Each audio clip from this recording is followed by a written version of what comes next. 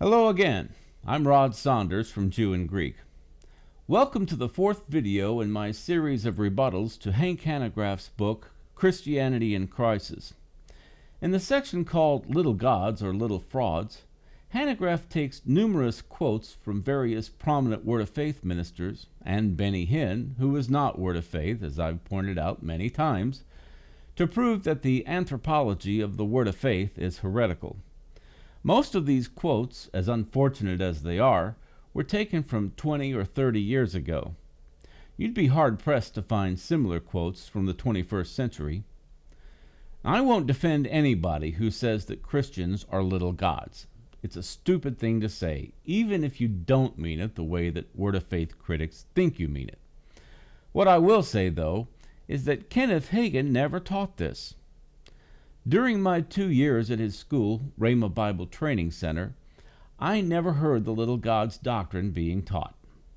Sure, he taught about the divine nature that's imparted to us when we're born again, 2 Peter 1:4.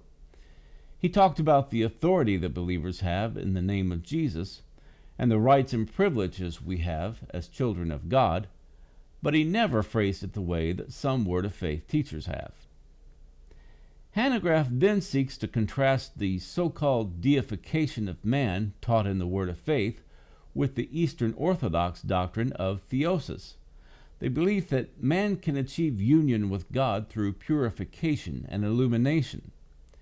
This is especially interesting in light of the fact that he converted to Orthodoxy in April of 2017. Obviously, as far back as 1993, Hanegraaff was checking out the theology of the Eastern Orthodox Church and finding it to his liking.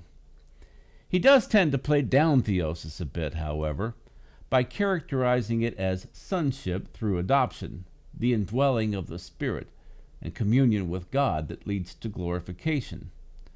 Now, all of that's fairly consistent with what Kenneth Hagin taught regarding the divine nature, with the exception that he taught about the new birth. You see, Kenneth Hagin taught that you must be born again, and believed in baptizing believers after they come to faith in Jesus, whereas the Eastern Orthodox Church believes in baptizing infants and raising them in their church. Kenneth Hagin taught that you're saved when you're born again, and then you grow in faith, whereas the Eastern Orthodox Church teaches that you're saved when you die, as a result of a life of faith and works. Kenneth Hagin taught that believers in Jesus receive a divine nature when they're born again. The Eastern Orthodox Church teaches that the divine nature is something to be pursued by believers. It does seem a bit odd, then, that Hanegraaff would badger Word of Faith teachers and then join a Greek Orthodox church where such a problematic salvation theology is found. Hanegraaff quotes Kenneth Hagin saying, "Man was created on terms of equality with God, and he could stand in God's presence without any consciousness of inferiority." Now, if you take that to mean that God created man as an equal, I would agree that that's a problem. But his next quote actually provides some clarity. God has made us as much like himself as possible. In other words, God created us in his image as spiritual beings capable of cognitive thought, communication through language, and the ability to know right from wrong. This enables us to have fellowship with God. No other life forms were given those abilities.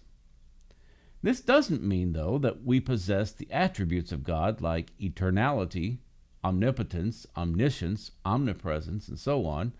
It just means that we are spiritual beings created in his image with the capacity to fellowship with him.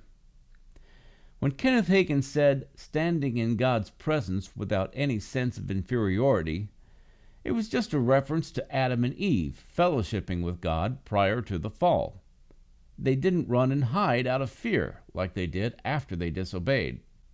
He didn't mean that man isn't inferior, but that he wasn't conscious of that inferiority until he fell. Hanegraaff then quotes Kenneth Hagin further. The believer is called Christ.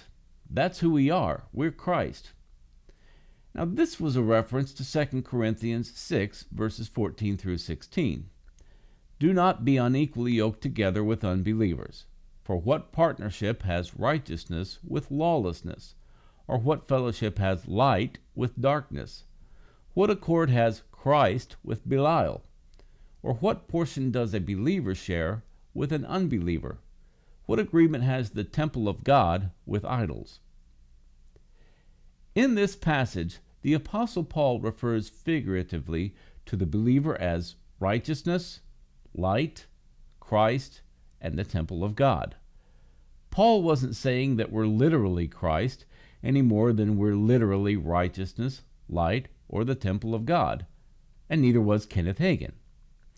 It was terribly dishonest of Hanegraaff to take this quote out of context, assuming, of course, that the Bible Answer Man knows the Bible enough to recognize that passage.